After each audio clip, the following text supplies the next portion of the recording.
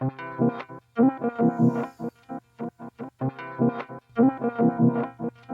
computer. Hello, computer. Hello, computer.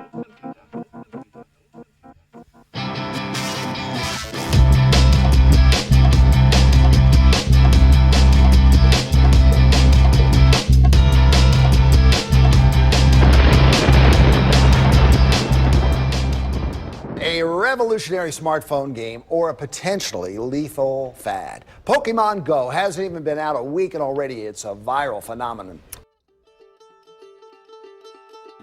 Hey all, welcome to Thunder Moose, the place for games, film and pop culture.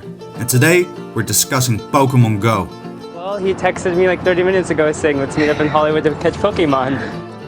With the 5-year anniversary of the mobile game coming up, it's time to assess for old and new players whether it's worth revisiting or start playing the game. Pokemon Go has come a long way since that summer of 2016 when everyone was playing. It was the topic of discussion and it seemed to get people together. Hey, I haven't seen you in 15 years. How you doing?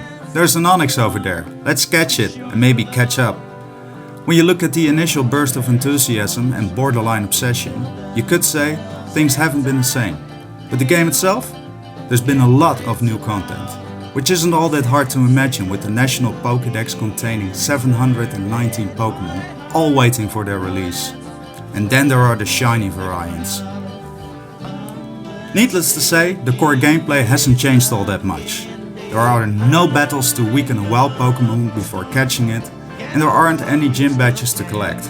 You still throw a ball, hope to hit an excellent, and catch as many as you can. In that sense, Pokemon Go has become what it has always aspired to be.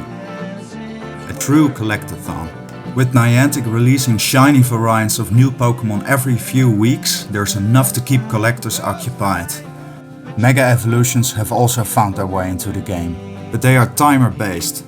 So for example, your Pidgeot can stay in its Mega form for 8 hours before you have to spend the same amount of Mega Candy again to make it Mega evolve. It's a nice gimmick, and certain designs look really cool, but it doesn't add that much to the gameplay. Which brings us to PvP. There's been PvP combat in Pokemon for a while now, and it is actually massively competitive. There are 3 different leagues where you can use Pokemon with different stages of combat power accordingly, CP. The meta changes all the time, so there's a challenge in keeping up with it, and keeping up with all the new heavy hitters, which gives some very unique Pokemon the opportunity to shine due to their stats or their energy reload. I've really had some fun trying out different teams or grinding for candy to get that one certain Azumarill into shape for the Great Battle League. Every month there's a community day where Niantic releases a new shiny or makes a certain Pokemon that can be shiny appear a lot for that day. During this window the Pokemon can learn a special move that it otherwise can't to make it more competitive in PvP. After participating in a lot of these, I've got to admit that the urge to hunt for these shinies has been reduced. Or maybe just my excitement in general. But there's another way I like to use the game. If you have a Nintendo Switch or are getting one, you can now store the Pokemon you catch in Pokemon Go in an app called Pokemon Home. This lets you import Pokemon from Pokemon Go but also from the games. If you're like me and you play Pokemon Sword and Shield or Let's Go Eevee, you can actually catch Pokemon for these games in Pokemon Go. I returned to the app because of its interactive nature with Let's Go Eevee.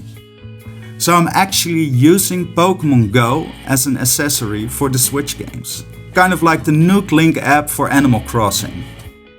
Or an extra Joy-Con. And if I'm really feeling adventurous, I'll take my Eevee out for a stroll in the Pokeball Plus. Which for those who didn't know is actually a Nintendo Switch controller, but with an auto-catch function for Pokemon Go. It's really fun.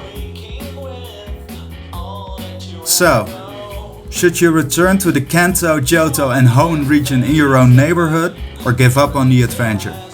Well, Pokemon is and seems like it will always be here to stay, and with the new Pokemon Snap game out, Brilliant Diamond and Shining Pearl and Pokemon Arceus on the horizon, there will always be an incentive for coming back, as I have found out myself.